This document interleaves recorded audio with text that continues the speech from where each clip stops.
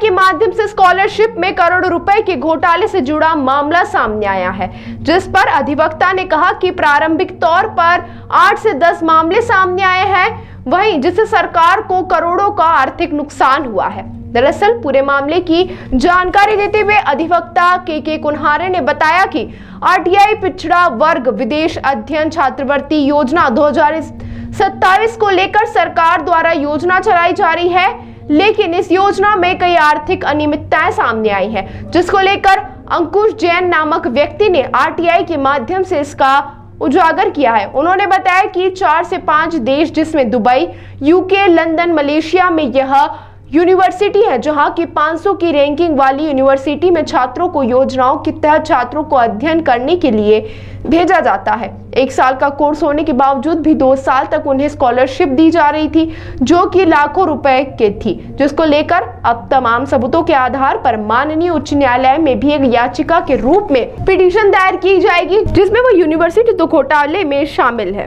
ये सूचना के अधिकार के तहत शिकायतकर्ता जो आरटीआई एक्टिविस्ट अंकुश जैन निवासी अनुराग नगर को कुछ दस्तावेजों की जानकारी प्राप्त हुई है।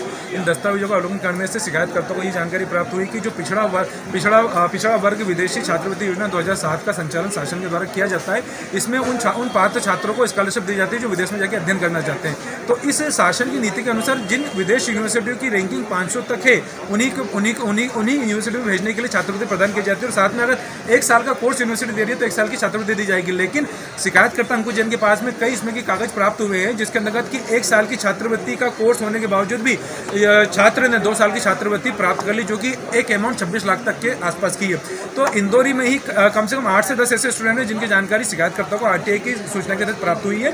और प्रदेश स्तर पर अगर इसका आकलन किया जाए तो कम से कम करोड़ों रुपए की राजस्व हानि शासन को कारित की जा रही है। और करोड़ों रुपए का चूना शासन को लगाते हुए कहीं ना कहीं एक संगठित रूप से एक आर्थिक अनियमितता करी जा रही है। इन सब चीज़ों को लेकर शिकायतकर्ता ने जब लोकल थाने को सूचना दी शिकायत के साथ में, तो लोकल थाना भी सख्ती मांगी और उन्होंने बोला कि मामला गंभीर है, इसमें हम कार्रवाई नहीं कर सकते। उन्होंने अपने हाथ ऊंचे कर दिए, जिसके बाद में शिकायतकर्ता ने ईओडब्ल्यू में दस्तावेजों के साथ में पूरी शिकायत दर्ज कर दस्तावेजों के आधार पर शिकायत दर्ज कराई है। ये अपने आप में एक ऐसा मामला है जिसके अंतर्गत से हैरियट वार्ड यूनिवर्सिटी है, दुबई की है, कनाडा की, यूएस की है। इन यूनिवर्सिटी में जो सही यूनिवर्सिटी जिसमें 500 की रैंकिंग नहीं है, उन यूनिवर्सिटी के लिए भी छात्रवृत्ति दी गई है। और 1 साल का कोर्स करने के लिए छात्र ने अप्लाई करा था, लेकिन उसको 2 साल की मिली। तो कहीं ना कहीं उन दस्तावेजों को पूर्ण रूप से निरीक्षण न करने वाले अधिकारी और वो छात्र जिसने 1 साल का कोर्स बताकर 2 साल की छात्रवृत्ति ली, वो भी इस पूरे कृत्य के अंदर शामिल है। इन सबके खिलाफ सख्त कार्रवाई करने के लिए इनकी संपत्ति राशत करने की मांग शिकायतकर्ता ने ईओडब्ल्यू से करी।